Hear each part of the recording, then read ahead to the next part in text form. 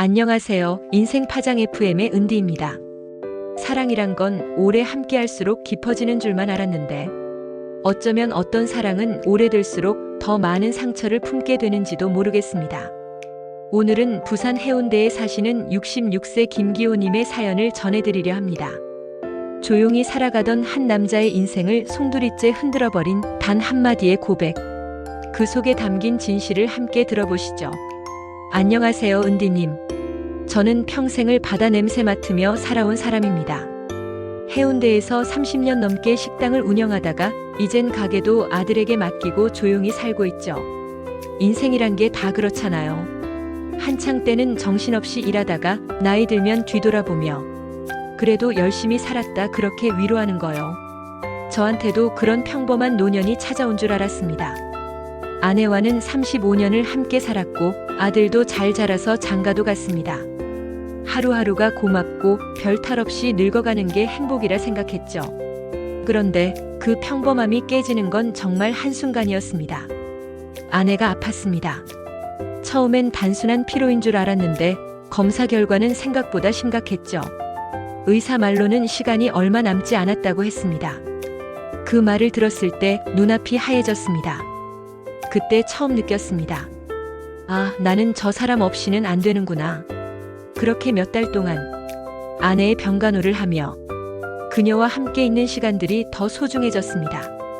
그녀는 여전히 밝게 웃었고, 기호 씨, 나 이렇게 오래 살아서 복 받은 거예요. 그 말을 할 땐 꼭 제 손을 잡았습니다. 저도 그 손을 꼭 잡고 말했죠. 괜찮아, 아직 갈 길 멀어. 나보다 오래 살아야지. 그렇게 우리는 서로에게 마지막 위로를 건네며 하루하루를 버텼습니다. 그런데 그날 그녀가 갑자기 제 손을 세게 쥐었습니다. 숨이 가빠오고 있었지만 눈은 또렷했어요. 기호 씨, 나 하나만 말해도 돼요? 왜 그래? 무슨 말이야? 말해. 그녀는 한참을 머뭇거리더니 힘겹게 입을 열었습니다. 그 아이 말이에요. 우리 아들. 미안해요. 그 한마디에 시간이 멈췄습니다. 그녀는 끝내 말을 잇지 못했고 그게 마지막이었습니다. 그날 이후 제 세상은 완전히 무너졌습니다. 그날 이후 제 머릿속은 새하얘졌습니다. 아내의 그 한마디, 그 아이 미안해요. 그게 무슨 뜻일까요? 정말 우리 아들이 제 아들이 아니라는 뜻일까요? 아니면 그저 병중의 혼란 속에서 나온 말이었을까요? 처음 며칠은 그 말을 애써 지웠습니다. 그냥 그랬겠지. 고통이 심하니까 말이 헛나온 거겠지. 그렇게 생각하지 않으면 제정신으로는 버틸 수 없었습니다. 하지만 이상하게 그 말이 머리에서 떠나질 않았습니다. 식탁에 앉아 아들이 웃을 때 아버지, 반찬 괜찮으세요? 물을 때마다 그 얼굴을 보는데 어딘가 낯설게 느껴졌습니다. 내가 저 아이를 처음 안았을 때의 감정, 첫 돌잔치에서 울던 모습, 군대 갈 때 눈시울이 뜨거워졌던 그 순간들. 그 모든 기억들이 갑자기 누군가의 그림자처럼 흔들렸습니다. 한때는 아들의 미소를 닮았다고 놀림받던 제 눈매도 이제는 왠지 다르게 보였습니다. 기호 씨 미안해요. 아내의 목소리가 귀에 계속 맴돌았습니다. 미안하다고 했죠. 그럼 뭘 미안하다는 걸까요? 거짓을 미안해한 걸까요? 아니면 진실을 남기고 떠나는 걸 미안해한 걸까요? 밤마다 잠을 이루지 못했습니다. 아내의 사진을 보며 그녀가 정말 그런 사람이었을까? 수없이 되물었습니다.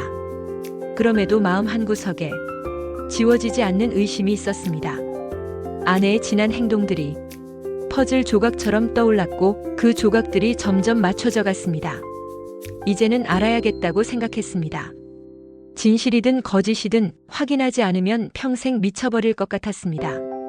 진실이 두려운 이유는 그걸 알고 나면 예전으로 돌아갈 수 없기 때문이겠죠. 저는 그걸 알면서도 확인하지 않고는 살 수 없었습니다. 그날 밤 아내가 쓰던 낡은 수첩을 뒤졌습니다. 약봉투, 영수증, 병원 예약 메모들이 빼곡히 들어있더군요.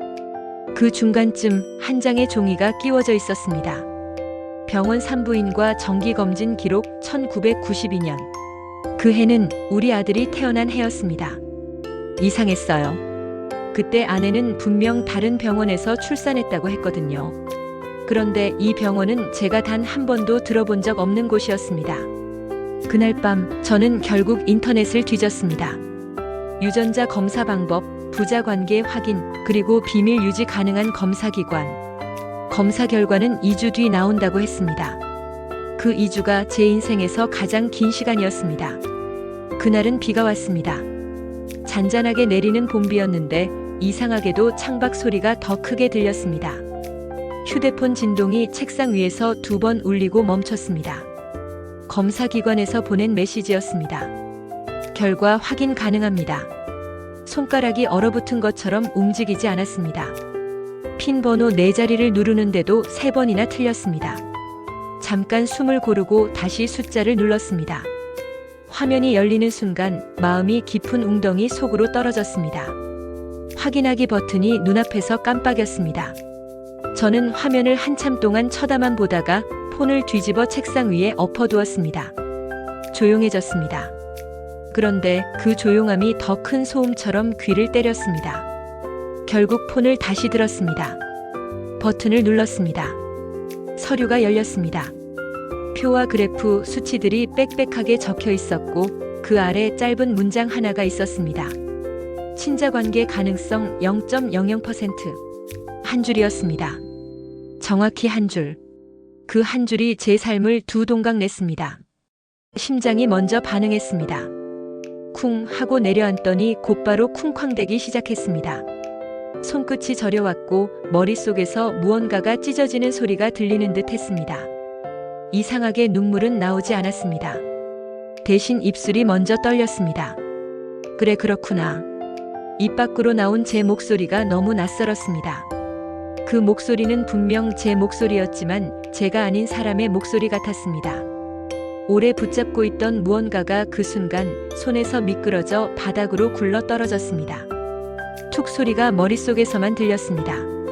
한참을 그렇게 앉아 있었습니다. 시간이 어느 정도 흘렀는지도 모릅니다. 창밖 비 소리가 여전히 잔잔했는데 그 잔잔함 속에 제 숨 고르는 소리가 섞여 있었습니다.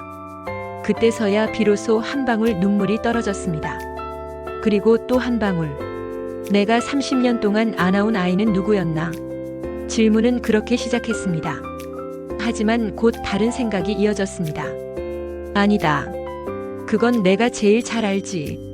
첫걸음 내딛던 날, 넘어져 무릎이 까져 울던 날, 군대 가던 날 새벽 터미널에서 끝내 눈을 못 마주치던 순간. 그 모든 장면은 제 삶의 일부였습니다. 거짓일 수 없었습니다. 그럼에도 불구하고 가슴이 찢어졌습니다.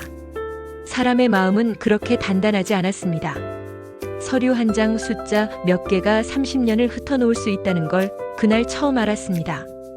저는 결과 화면을 천천히 끝까지 스크롤했습니다. 설명과 근거, 수치가 이어졌습니다. 냉정하고 친절한 문장들이었습니다. 확률 0.00%라는 문장을 여러 번 확인했습니다. 몇 번을 더 읽어도 문장은 변하지 않았습니다. 그때 전화가 울렸습니다. 아들이었습니다. 아버지, 저녁에 들를까요? 요즘 컨디션 안 좋아 보이시던데. 저는 짧게 대답했습니다. 그래, 와라. 전화를 끊고 거울을 봤습니다. 거울 속 제 얼굴이 낯설었습니다. 분명 같은 얼굴인데 몇 년은 더 늙어 보였습니다. 눈가에 깊게 패인 주름이 오늘에서야 처음 생긴 것처럼 진해 보였습니다. 저녁이 되었습니다. 아들이 들어오며 장을 봐왔습니다. 아버지 좋아하시는 조개국 끓일게요. 저는 말없이 고개만 끄덕였습니다. 싱크대에서 물 끓는 소리가 시작되고 부엌이 국물 향으로 채워졌습니다. 그 냄새가 낯설게 느껴졌습니다. 지금 이 집에서 익숙한 것들이 하나씩 낯선 것으로 바뀌는 중이었습니다. 식탁에 마주 앉았습니다. 아들이 국을 떠주며 웃었습니다. 아버지, 요즘 손님이 좀 줄었죠? 비 와서 그런가? 그렇지. 뭐 다 그런 거지. 평범한 대화였습니다. 하지만 제 귀에는 다른 소리가 섞여 들렸습니다. 아내의 마지막 목소리.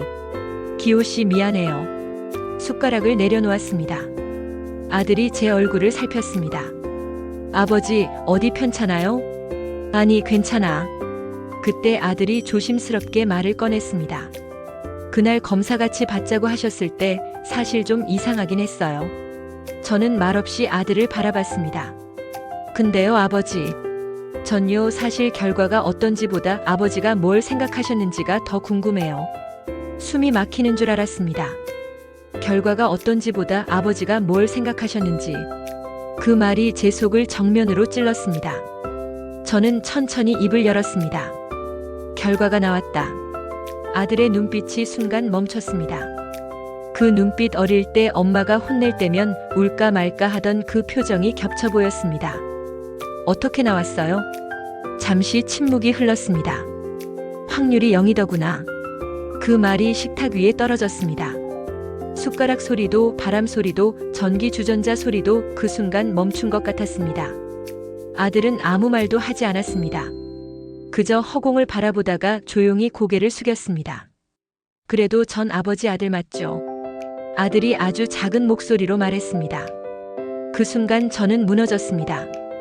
전 아버지 아들 맞죠? 그 말을 듣기 위해서 나는 도대체 무엇을 확인하려 했던 걸까요? 저는 자리에서 일어나 아들의 어깨에 손을 올렸습니다. 그래, 넌 내 아들이다. 그 말은 제게도 아들에게도 필요했습니다. 확인서보다 강한 한 문장. 그날 밤 우리 둘을 붙잡아 준 건 그 문장이었습니다. 아들은 한동안 아무 말 없이 앉아 있다가 부엌 쪽을 보며 말했습니다. 엄마가 알고 있었을까요? 저는 대답하지 못했습니다. 대신 마음속에서 오래된 퍼즐이 마지막 조각을 드러내듯 제자리로 돌아오는 느낌이 들었습니다. 아내의 수첩, 낯선 병원 이름, 새로운 시작이라 적힌 사진 뒷면. 그 모든 조각이 하나의 그림이 되었습니다. 그날 밤 아들이 돌아간 후 저는 앨범을 다시 펼쳤습니다. 한 장 한 장 넘길 때마다 사진 속 우리가 조금씩 다른 빛으로 보였습니다. 그리고 마지막 페이지. 아내가 아들을 안고 웃던 사진 아래에 작은 글씨가 있었습니다. 기호 씨 고맙습니다. 그 한 줄 앞에서 한참을 서 있었습니다. 고맙다는 말. 그 말이 어쩌면 고백이었고 부탁이었고 사죄였다는 걸 뒤늦게 알았습니다. 창밖 비는 밤새 내렸습니다. 그날 진실은 도착했고 나는 무너졌습니다. 하지만 동시에 무너지지 않으려 애쓰는 또 다른 마음 하나가 조용히 일어났습니다. 그래도 아버지로 남겠다. 그 다짐이 겨우 저를 붙잡아 주었습니다. 결과가 나온 뒤 며칠 동안 저는 아무 일도 하지 못했습니다. 식당 문은 일찍 닫혔고 집에 들어오면 불만 켜둔 채로 앉아 있었습니다. 그런데 이상하게도 마음속 어디선가 아주 작은 목소리가 계속 들렸습니다. 끝까지 가라. 거기서 멈추지 말고. 밤늦게 옷장을 정리하다가 오래된 상자 하나를 발견했습니다. 아내가 결혼 초에 쓰던 공책과 영수증, 사진 몇 장이 들어 있었습니다. 그중 얇은 봉투 하나가 눈에 띄었습니다. 봉투 겉면에는 낯선 글씨로 이렇게 적혀 있었습니다. 정해진 대로 그날 그 시간. 손이 떨렸습니다. 봉투를 열자 하얀 영수증이 한 장 나왔습니다.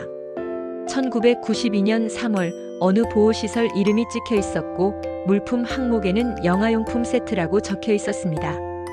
결제자는 제 아내 이름이 아닌 최은영. 아내의 친한 친구였습니다. 결혼식에도 왔고 우리 아이 돌잔치 때도 옆에서 사진을 찍어주던 사람. 그 이름을 보는 순간 오래된 기억 하나가 번개처럼 스쳤습니다. 기호 씨, 은영이 요즘 몸이 좀 안 좋아요. 쉬게 해야겠어요. 아내가 그때 그렇게 말했죠. 그 무렵 아내는 일주일에 한 번꼴로 집을 비웠습니다. 전 그냥 친구 간호를 한다고 생각했습니다. 다음 날 아침 저는 최은영 씨를 찾아갔습니다. 문을 열어준 사람은 머리가 희끗해진 중년 여인이었습니다. 저를 보는 순간 그 눈빛이 잠깐 흔들렸습니다. 기호 씨 오랜만이에요. 거실에 앉자 저는 봉투를 꺼내 내밀었습니다. 그는 한숨을 길게 내쉬더니 고개를 끄덕였습니다. 언젠가 이날이 올 줄 알았어요. 그는 천천히 이야기를 꺼냈습니다. 1991년 겨울 아내와 함께 미혼모 보호시설을 찾았다고 합니다. 모르는 여자가 아니었습니다. 최은영 씨의 먼 친척 부모에게조차 외면받은 20살의 아이. 배가 불러오는데 갈 곳이 없어 그 시설에 머물고 있었다고 했습니다. 그때 언니 아내가 말했어요. 우린 오래 기다렸어. 아이가 오길. 기호 씨, 당신은 몰랐겠죠? 언니가 오랫동안 아이를 갖기 힘들었어요. 멀리서 오래된 시계가 똑딱거리며 시간을 밀었습니다. 저는 입을 떼지 못했습니다. 우리는 아무 말도 하지 못한 채 몇 년을 보냈던 걸까요? 그날 밤 아내는 저에게 말하지 않았습니다. 대신 최은영 씨가 대신 말했습니다. 정해진 그날 그 시간 언니는 준비된 사람처럼 아이를 안았어요. 그 아이의 친모는 울면서 고개를 숙였고요. 언니가 한 말 지금도 기억나요. 걱정 말아요. 내가 끝까지 지켜요. 그 말 한 줄이 제 가슴을 쳤습니다. 끝까지 지킨다. 아내는 약속을 지키기 위해 평생을 살았습니다. 저와 아들에게 그 약속을 공개하지 않는 것까지 포함해서요. 저는 물었습니다. 그 아이의 친부는 누구였습니까? 최은영 씨는 한동안 말을 잇지 못했습니다. 그리고 조심스럽게 말했습니다. 이미 떠난 사람. 책임질 수 없는 사람. 언니는 그 사실까지 알고도 아이를 안았어요. 그리고 기호 씨에겐 말하지 말아달라고 했습니다. 언니 말로는 그 사람은 박수받을 아버지래요. 의심으로 시작하는 아버지가 아니라 품어주는 것으로 시작하는 아버지라고. 그 말을 듣는 순간 제 속에서 무언가가 바스라졌습니다. 분노였는지 억울함이었는지 아니면 안도였는지 알 수 없었습니다. 다만 한 가지는 분명했습니다. 아내는 저를 믿었고 제가 끝까지 아버지로 남아줄 거라 확신했습니다. 그래서 침묵했습니다. 나를 배려한 침묵. 그 침묵이 동시에 지독한 고통이었다는 걸 이제야 알았습니다. 최은영 씨는 작은 상자 하나를 내밀었습니다. 연한 분홍색 리본이 걸린 상자. 언니가 언젠가 당신이 오면 주라고 맡겼어요. 상자 안에는 갓난아이 손목만 한 작은 팔찌와 카드 한 장이 들어있었습니다. 카드에는 둥근 글씨로 이렇게 적혀 있었습니다. 기호 씨 고맙습니다. 그리고 미안합니다. 하지만 이 아이에게는 기호 씨가 세상의 전부예요. 저는 상자를 조심스럽게 닫았습니다. 집으로 돌아오는 길 바다가 보였습니다. 파도는 여전히 같은 리듬으로 밀려와 부서졌습니다. 세상이 모르는 약속 하나가 그 파도 소리 속에 오래도록 머무는 것 같았습니다. 집에 돌아와 앨범을 펼쳤습니다.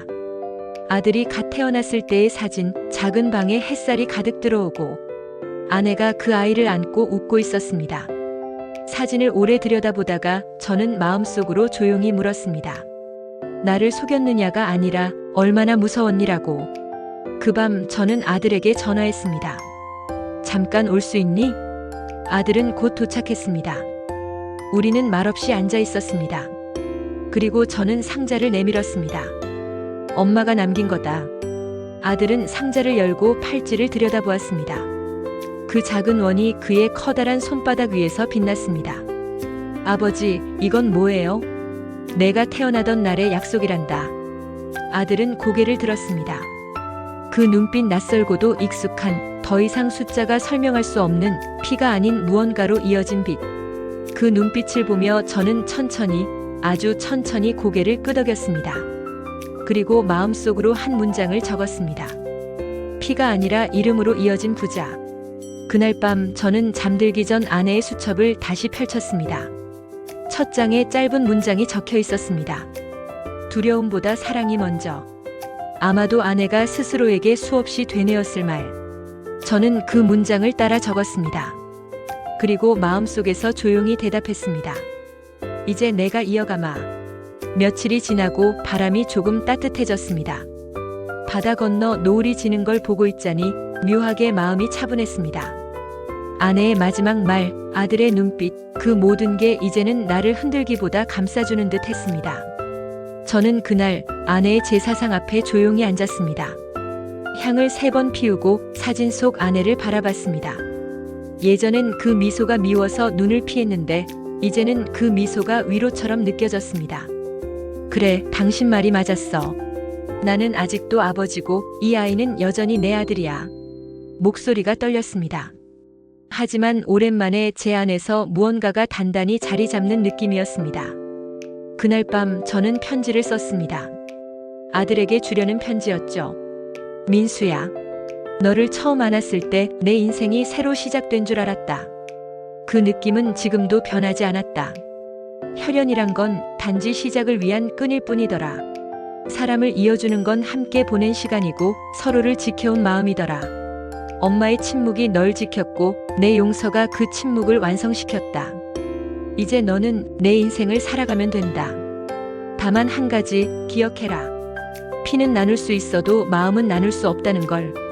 그리고 그 마음이 내 안에 있다면 넌 이미 내 아들이라는 걸. 편지를 접어 봉투에 넣었습니다.